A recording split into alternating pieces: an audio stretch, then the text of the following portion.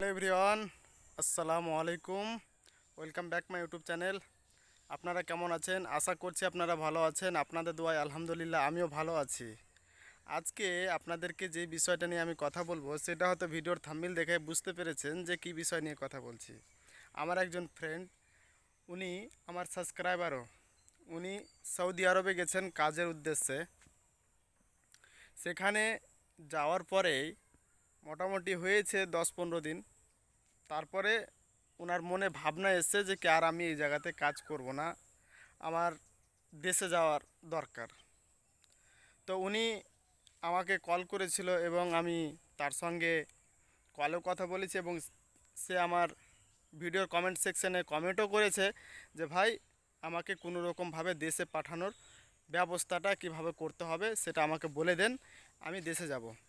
তো আমি তাকে যে সাজেশনগুলো দিলাম সেই সাজেশনগুলো এটা সবার জন্যই, ওই জন্যই ভাবলাম যে একটা ভিডিও করা যাক। যাই হোক, ভিডিওর মাধ্যমে আমি আপনাদেরকে বলতে থাকি যে দেখুন, যেই কোনো লোক প্রথম আপনি সৌদি আরবে কাজ করতে উদ্দেশ্যে যাবেন, বাংলাদেশ থেকে যান, ইন্ডিয়া থেকে যান, পাকিস্তান থেকে যান, নেপাল থেকে যান, যেই কোনো কান্ট্রি থেকে যান না কেন, আপনার সেটা হচ্ছে নিজের দেশ না, পররাষ্ট্র পরদেশ। তো আপনাকে ওখানে করতে হবে কি, যে আপনি যখনই যাওয়ার জন্য চিন্তা ভাবনা করবেন তখনই আপনাকে ভেবে নিতে হবে যে আমি যেহেতু অন্য এক রাজ্যে অন্য এক দেশে গিয়ে কাজ করব, তাহলে আমাকে সেখানে কমপক্ষে 1.5 লাখ 2 লাখ টাকা খরচ করে যেতে হচ্ছে। কমপক্ষে আমাকে 1 থেকে 2 বছর অবশ্যই কাজ করতে হবে। নিজের মনে শক্তি, নিজের মনের আকাঙ্ক্ষা আপনাকে নিতে হবে যে আমি 1 থেকে 2 বছর কাজ করব। তবে আপনাকে মনের নিজের শক্তি বল অনুভব করতে হবে এবং সেটা ক্ষমতা আপনাকে রাখতে হবে, তবে আপনি বিদেশে যাওয়ার জন্য চিন্তা ভাবনা করবেন। দ্বিতীয়ত আমি আপনাকে বলতে চাইবো যে আপনি যখন 1.5-2 লাখ টাকা খরচ করে বিদেশে গিয়েছেন, সৌদি আরব গিয়েছেন কাজের উদ্দেশ্যে, চাহে কাতার যান চাহে সৌদি আরব যান, একই কথা। তো আপনাকে অবশ্যই, মানে আপনি ফ্রিতে যেতে পারেননি, আপনি অবশ্যই টাকা খরচ করে গেছেন। তো আপনাকে আমি একটাই সাজেস্ট করব, আমিও যখন প্রথমবার গিয়েছিলাম, যাওয়ার পরে আমারও মনে হয়েছিল যে কি না, এই দেশে থাকা যাবে না, এই দেশে কাজ করা যাবে না। সে কাজ যে পেয়েছি না পেয়েছি এটা আমি আপনাদেরকে বলছি না। কাজ যথেষ্ট মোটামুটি ছিল, ভালো, কিন্তু খুব ভালো ছিল না। আমিও যে সে যে কাজ বলে গিয়েছিলাম সে কাজ পেয়েছিলাম সেটা না। আমিও হয়তো একটু, মানে যে কাজের কথা বলা গিয়েছিল আমার সঙ্গে, সেই কাজের থেকে আমি অন্য কোনো কাজ পেয়েছিলাম। ঠিক আছে? তো আমার কাজ ছিল, আমি কপিল ভিসায় গেছিলাম, যেহেতু বাসা বাড়ির কাজ। তো বাসা বাড়ির কাজ বলতে কি, আপনি নিজের বাড়িতে যেরকম আছেন, কোনো সময় আপনাকে বাজার করতে যেতে হলো, কোনো সময় হয়তো নানান কিছু, তার মানে A to Z কাজ আপনাকে কম বেশ করতেই হবে। এই হচ্ছে কথা। আপনি যদি বাসা বাড়ির যদি হোম ড্রাইভার হন, তবু আপনাকে অন্যান্য কাজগুলো করতে হয়। তো যাই হোক, ভিডিওর মাধ্যমে আপনারা বুঝতে পারছেন যে আমি কি বলার চেষ্টা করছি। তবে ভাই, আপনি যে দেশে গিয়েছেন, আপনি যে নিজের দেশ ছেড়ে যে আপনি বিদেশের উদ্দেশ্যে গিয়েছেন এবং বিদেশে আপনি প্রায় 15 দিন হয়ে গেছে আপনার যাওয়া, আর 15 দিন পর দেখুন আপনার হয়তো স্যালারিটা পকেটে ঢুকে যাবে, তখন হয়তো আপনার মনের বলন চেঞ্জ হয়ে যাবে।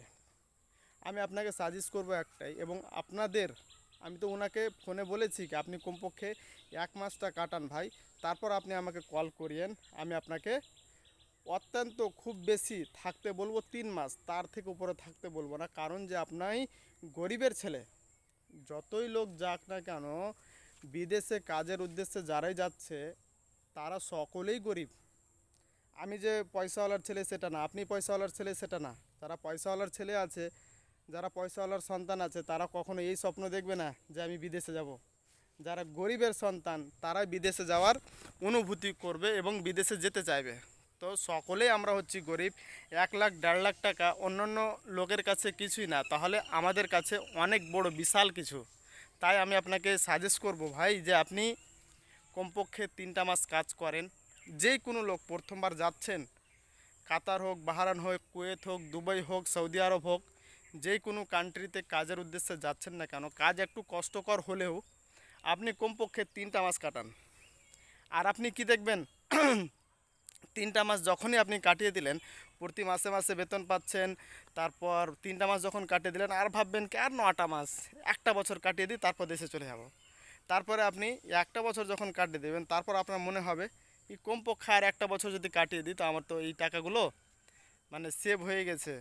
আর যদি আমি একটা বছর কাটিয়ে দিই তাহলে আমার এত টাকা হয়ে যাবে। তখন আপনি অলরেডি মানে আপনাকে ভালো লাগতে লাগবে।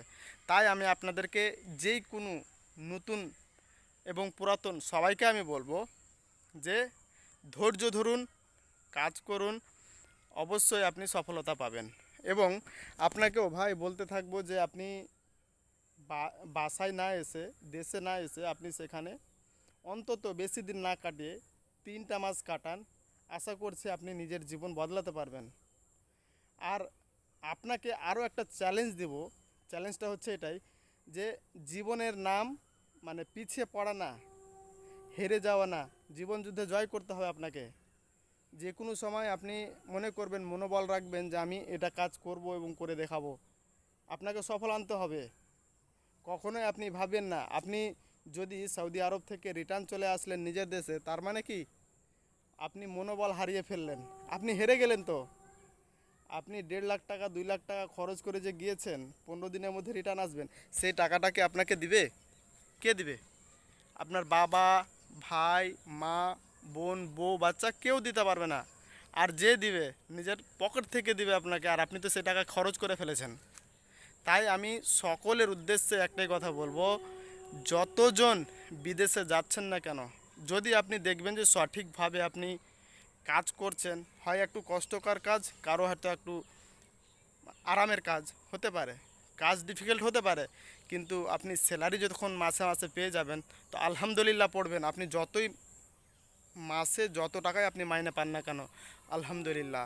তার কারণ আমি দেখেছি যে যারা জীবন যুদ্ধে হার মেনে গেছে তারা জীবনে কিছু করতে পারেনি।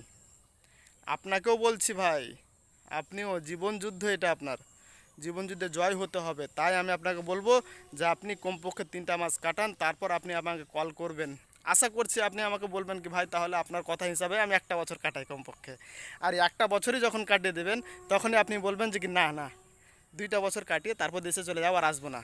তো তখন আপনার ব্যক্তিগত ব্যাপার চলে আসবে। আর এখন আপনি যেহেতু আমাকে এই সিদ্ধান্তটা দিয়েছেন, তাহলে আমি আপনাকে এটাই সাজেস্ট করব যে আপনি এখন কমপক্ষে 3-4টা মাস কাটান। ঠিক আছে? অটোমেটিক আপনি সবই কিছু বুঝতে পারেন এবং আপনাকে সবই কিছু ভালো লাগতে লাগবে। এখন হয়তো কেউ উগ্র মেজাজে আপনাকে করে দিয়েছে, হয়তো বলেছে যে কি এতদিন থেকে কাজ করছে আমরা জীবনে কি করতে পারছি আর কিছু। যে কোনো জায়গায় যাবেন না কেন সব জায়গায় কাজ করতে হবে। তো আমার ভিডিওতে কমেন্ট অবশ্যই করবেন এবং ভিডিও কীরকম লাগলো, আমার ইনফরমেশন কেমন লাগলো, কমন আমার ইনফরমেশন ভালো লাগলে গেলে লাইক করবেন, শেয়ার করবেন, সাবস্ক্রাইব করবেন। তো সকলে ভালো থাকবেন। আসসালামু আলাইকুম, খোদা হাফেজ।